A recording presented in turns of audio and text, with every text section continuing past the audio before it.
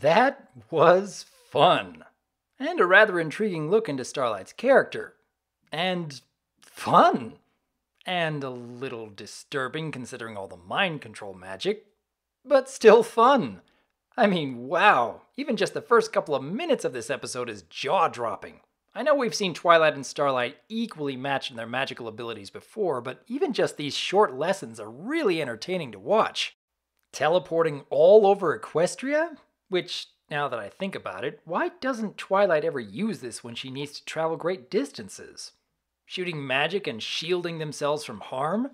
Which, now that I think about it, how else would Twilight actually learn to improve herself without someone like Starlight around to constantly challenge her? Transmuting an apple into a live bird? Okay, I don't even know if I want to think about that one. I mean, we saw Twilight turning a frog into an orange, who apparently could still open its mouth and didn't seem upset by that change in the slightest, but... Ugh, no, don't think about it. Let's just get to the story.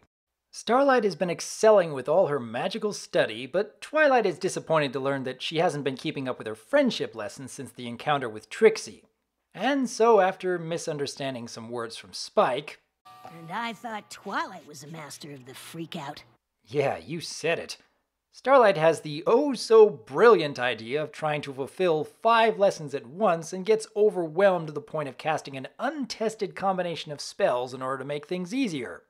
And of course we all know that it's going to go horribly wrong, but it's not the end result we're looking forward to, but rather the journey which makes this so entertaining. Everyone is taking Starlight's instructions so literal, and it makes for some hilariously creative results. Pinky's insane levels of baking, Rarity making clothes for a mouse, Fluttershy gathering every last animal in the entire castle. Although, if you really could transmute plants into animals, does that mean any of Fluttershy's pets at one point might have been... No, don't think about it. Just get on with the review. I couldn't help but laugh at all of Applejack's use of old book and movie quotes, even to the point where the line, "With a whole lot of power comes a heck of a lot of responsibility," is actually rather poignant to the situation at hand. We've seen how Starlight keeps trying to use magic in order to shortcut her way to a solution. So the entirety of this episode is really a deeper exploration as to why she's so afraid of interacting with others to begin with. It's kind of like when someone becomes so used to failing at everything they try that when they do find one talent they're actually really good at, they can become so hyper-focused on using that one solution to every problem they come across to the point of stagnation. And there really is so much more the writers can explore with this element of Starlight's character. What makes this conflict so much the better, though, is that it really fits with the bizarre shenanigans at hand. How many other stories have we seen with hypnosis or mind control where the user has to learn this kind of lesson? And yet, how many of those same stories involved characters where this sort of inner conflict was previously set up to the point where such an episode feels like a natural step in their character arc?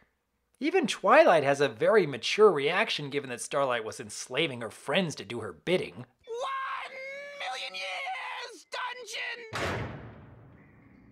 Okay, no. That's really the kind of response you'd expect to see in this situation, but instead Twilight and Spike as well help Starlight to confront her own fears. And I can really admire that kind of attitude when teaching a lesson to others. We even get to see the pony equivalent of a hangover with the rest of the main 6. Which, by the way, for a story which involves so many different characters, can I say how wonderful it is that none of them feel shoehorned into the plot while also allowing all of them a chance for a chuckle-worthy moment? It's rather rare for an episode to pull that off so effectively. So, yeah, I can't help but give some very high marks for a very worthwhile episode.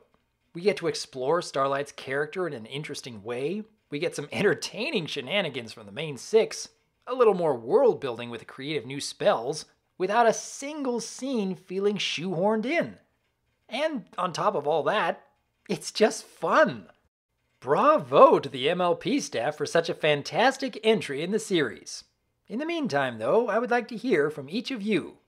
How did you react when Starlight was messing with the minds of the main 6? What do you suppose might be coming next in her character arc? And how does the world of Equestria work when you can turn plants into animals? I mean, you'd expect that when the Wendigos had been blasting eternal winter onto the land, that pretty much every animal would likely have died off. So could that mean that when the ponies discovered a new land to settle, the unicorns might have transmuted all the existing life into an entirely new ecosystem befitting their way of living? Gah, this concept hurts my brain. Honestly, I wish I could have some of Snail's ignorant mindset right now. Hi, I am Dr. Wolf, and I look forward to hearing from you. There is no pain, only soul.